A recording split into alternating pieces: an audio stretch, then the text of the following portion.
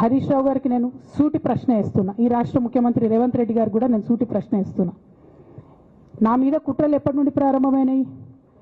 ఎప్పుడైతే హరీష్ రావు గారు రేవంత్ రెడ్డి గారు ఒకే ఫ్లైట్లో హైదరాబాద్ నుండి ఢిల్లీకో, ఢిల్లీ నుండి హైదరాబాద్లో ఒకే ఫ్లైట్లో వాళ్ళిద్దరు ప్రయాణం చేసి వచ్చినప్పుడు హరీష్ రావు గారు రేవంత్ రెడ్డి గారు కాలు పట్టుకొని సరెండర్ అయినాక ఈ కుట్రలు స్టార్ట్ అయినాయి, నా మీద ఈ స్టోరీలు స్టార్ట్ అయినాయి, మా కుటుంబాన్ని విడగొట్టాలనేటటువంటి కుట్ర స్టార్ట్ అయింది. నేను ఛాలెంజ్ చేస్తూ ఉన్నా, రేవంత్ రెడ్డి గారు మీరు చెప్పండి, ఆ ప్రయాణం జరిగిందా జరగలేదా? హరీష్ రావు గారు మీరు చెప్పండి, ఒకే ఫ్లైట్లో మీరు రేవంత్ రెడ్డి గారితో కలిసి వచ్చిండ్రా రాలేదా? ఆ తర్వాత నుండే నా మీద ఈ కుట్రలు జరుగుతున్నాయా లేదా? సరెండర్ అయింది మీరు. ప్రతి ఒక్క విషయంలో దాదాపు ఒక 7-8 ఇష్యూస్ ఉన్నాయి, ఇన్సిడెంట్స్ ఉన్నాయండి.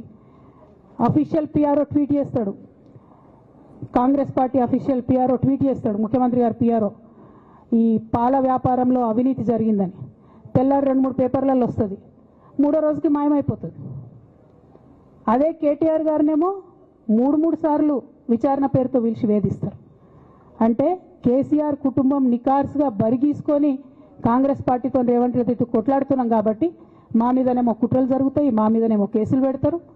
మీ మాత్రం 1 or 2 days హెడ్లైన్స్ వస్తే తర్వాత న్యూస్ గాయబవుతుంది. ఎన్ని జరగలే చెప్పండి హరీష్ రావు గారి విషయంలో? ఫస్ట్ పాల వ్యాపారం మీద ఏమొచ్చినాయి ఆరోపణలు? ఆనాడు బీఆర్ఎస్ పార్టీ గవర్నమెంట్లో SC ST BC హాస్టళ్లకు Harish Rao గారి పాల వ్యాపారం నుంచి పాలు సప్లై చేసిరనే ఆరోపణలు అయోధ్య రెడ్డి గారు ట్వీట్ చేసిరు. గతం 2 రోజులు పోయింది ఆరోపణ. ఎందుకు? సరెండర్. నెక్స్ట్ ఒక అభియోగం చేసిరు ముఖ్యమంత్రి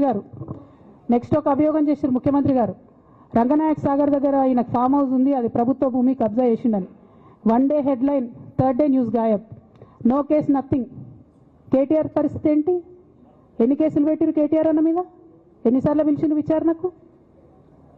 ఇవన్నీ పక్కన పెడదాం, నిన్నటి లేటెస్ట్ ఇష్యూ మాట్లాడదాం.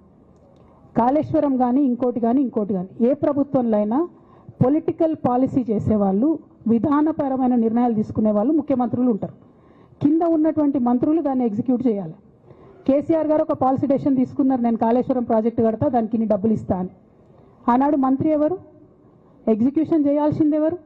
2014 నుంచి 2018 వరకు తుమ్మిడిహెట్టి దగ్గర నుంచి మేడిగడ్డకు స్థలం మార్చినప్పుడు మంత్రి ఎవరు? ప్రాజెక్టులు డిసైడ్ చేసినప్పుడు మంత్రి ఎవరు? అన్ని మీటింగ్లు, టెక్నికల్ ఇష్యూస్ చూసుకోవాల్సింది ఎవరు? ఇవన్నీ రేవంత్ రెడ్డి గారు మాట్లాడారు. నేను మొత్తం అసెంబ్లీ స్పీచ్ చూడరు మీరు, వీళ్ళ మ్యాచ్ ఫిక్సింగ్ అనేది మీకు తెలిసిపోతుంది. ఏం మాట్లాడరు ఆయన. ఎంతసేపు కేసీఆర్ కాళేశ్వరం కట్టిండు, కేసీఆర్ కుటుంబం 1,00,000 కోట్లు తిన్నది. అరే 2007 నుంచి ఇప్పటివరకు కాళేశ్వరం 1,00,000 కోట్లు కూడా ఖర్చు కాలే. 1,00,000 కోట్లు ఖర్చు కాని ప్రాజెక్టులో 40 లక్షల ఎకరాలకు నీళ్ళీయంగా కూడా 1,00,000 కోట్ల అవినీతి అయింది అంటారు రేవంత్ రెడ్డి గారు. దాన్ని మళ్ళీ ఓన్లీ కేసీఆర్ గారి గురించి చెప్తారు, హరీష్ రావు గారి గురించి మాట్లాడరు. ఎందుకంటే ఇంటర్నల్ అండర్స్టాండింగ్ ఉంది వీళ్ళిద్దరికి. నేను రామన్నను ఒకటే రిక్వెస్ట్ చేస్తున్నా, అన్న ఇవాళ మీతో బాగున్నట్టు వాళ్ళు నటించవచ్చు, హరీష్ అన్న కావచ్చు, సంతన్న కావచ్చు, కానీ వాళ్ళు మన మంచి కోరుకునే వాళ్ళు కాదు, వాళ్ళు తెలంగాణ ప్రజల మంచి కోరుకునే వాళ్ళు కాదు, వాళ్ళు కేసీఆర్ గారి మంచి కోరుకునే వాళ్ళు కాదు. వాళ్ళను మీరు దూరం పెట్టి రాజకీయంగా తెలంగాణ రాష్ట్ర సమితిలో ఇప్పుడు బీఆర్ఎస్లో పనిచేస్తున్నటువంటి హార్డ్ కోర్ కార్యకర్తలను దగ్గరికి తీసుకొని, ప్రజా ఉద్యమాలు తీసుకొని ప్రజల దగ్గరికి పోతేనే మన పార్టీ బతుకుంటుంది, నాన్న పేరు బాగుంటుంది. ఇవాళ నాన్నకు సిబిఐ అనేటటువంటిది వచ్చిందంటే అది కేవలం హరీష్ రావు గారు, సంతోష్ రావు గారి అవినీతి వల్లనే వచ్చిందని మళ్ళొకసారి నేను గంటాపదంగా చెప్తున్నాను. ఇంకా గమ్మత్ ఏంటంటే ఇదే హరీష్ రావు గారు వాళ్ళ ఫాలోవర్స్ అంతా నిన్నటి నుంచి చెప్తున్నారు, హరీష్ అన్న చాలా కష్టపడ్డాడు, డే 1 నుంచి ఉన్నాడు అని. డే 1 నుంచి లేడండి. చాలామంది రిపోర్టర్లకు తెలుసు, సీనియర్ రిపోర్టర్లకు డే 1 నుంచి లేరు. పెద్దసారు టీడీపీ నుంచి బయటకు వస్తుంటే, మామయ్య మనకెందుకు, డిప్యూటీ సీఎం మనం ఎందుకు రాజీనామా చేయాలి, ఈ ఉద్యమం ఏమవుతుందో, ఈ పార్టీ ఏమవుతుందో మనకు రిస్క్ ఎందుకని ఆనాడు ఈనాడు పేపర్లో వచ్చింది.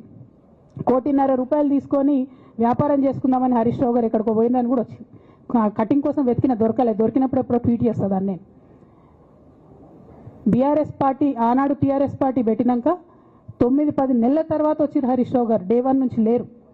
నమ్మకం లేకుండా ఆయన పార్టీ నిలబడుతుందో ఉంటుందో పోతుందో అని. ఓకే అయిపోయింది.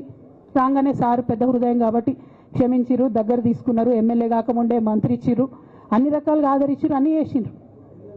ఎప్పుడైతే పార్టీకి ఒక్క క్షణం చెడ్డ పేరు వచ్చిందో ఎక్కడ పోయిండండి ఈయన? చక్కగా పోయి వైఎస్ రాజశేఖర రెడ్డిని కలవలే, మీ అందరికి గుర్తులేదా ఆ ఫోటో? సీనియర్ నాయకులందరికీ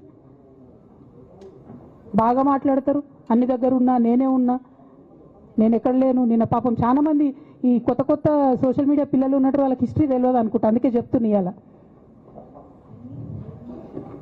అదేవిధంగా నేను పెద్ద ట్రబుల్ షూటర్ అంటారు. ట్రబుల్ షూటర్ కాదు, ఈజ్ అ బబుల్ షూటర్. ఆయన ఏంటంటే ట్రబుల్ ఆయనే క్రియేట్ చేస్తాడు, చేసి నేనే సాల్వ్ చేసినట్టు నటిస్తాడు. నేను లేటెస్ట్ ఎగ్జాంపుల్ చెప్తా పట్టురు. నేను మొన్న దాసోజు శ్రవణ్ అన్న ఎలక్షన్ ఎమ్మెల్సీ ఎన్నికలలో బీఆర్ఎస్ పార్టీ డిసైడెడ్ ఒకటే క్యాండిడేట్ని పెడదామని.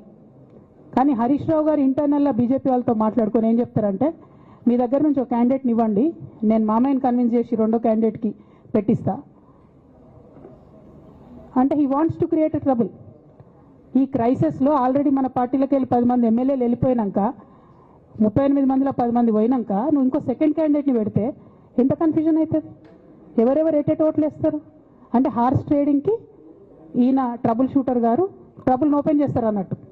నాకెందుకో లక్కీగా ఒక బీజేపీ ఎమ్మెల్యే గారు ఫోన్ చేసి, అక్క మరి పెద్దసారి పర్మిషన్ ఉందా హరీష్ అని ఇట్లా అంటున్నారంటే, నేను డైరెక్ట్గా పెద్దసారికే ఫోన్ చేసి నాన్న మరి ఇట్లా అంటున్నారు, మనం సెకండ్ క్యాండిడేట్కి పర్మిషన్ ఇస్తారంటే, nothing doing, only Shravan will get elected, ఎవరు చెప్పారు మీకు అన్నారు. అంటే నేను ఆ విషయం వెంటనే అటువైపు కన్వే చేసిన, లేదండి మాకు అట్లాంటి ఆలోచన లేదు. ఎందుకు ఈ రీసెంట్ ఎగ్జాంపుల్ చెప్తున్నా ఇవాళ అంటే, హరీష్ రావు గారు ట్రబుల్ క్రియేట్ చేసి ట్రబుల్ని మాఫీ చేసినట్టుగా ప్రయత్నం చేస్తారు. బీఆర్ఎస్ కార్యకర్తలందరికీ నేను నా తమ్ముళ్ళకి రిక్వెస్ట్ చేసి చెప్తున్నా, మా చెల్లెలకు రిక్వెస్ట్ చేసి చెప్తున్నా, మీకు పెద్ద స్థాయిలో జరిగే అన్ని విషయాలు తెలియకుండా అందరూ మన వెల్ విషర్స్ అనుకుంటారు. అది మీ తప్పు కాదు, ఎందుకంటే కేసీఆర్ సార్ అంత ఓపెన్ మైండ్తో ఓపెన్ హార్ట్తో ఉంటారు కాబట్టి బీఆర్ఎస్లో ఉన్న అందరూ అట్లే ఉంటారు అనుకుంటారు. కానీ చాలా మందికి చాలా హిడెన్ ఎజెండాస్ ఉన్నాయి. ఒక పక్క కాంగ్రెస్తో కలిసి ఉన్నారు, ఇంకో పక్క బీజేపీతో మాట్లాడుతున్నారు, ఎటు ఎవరితోనో అవసరమైతే అటు మాట్లాడుతున్నారు.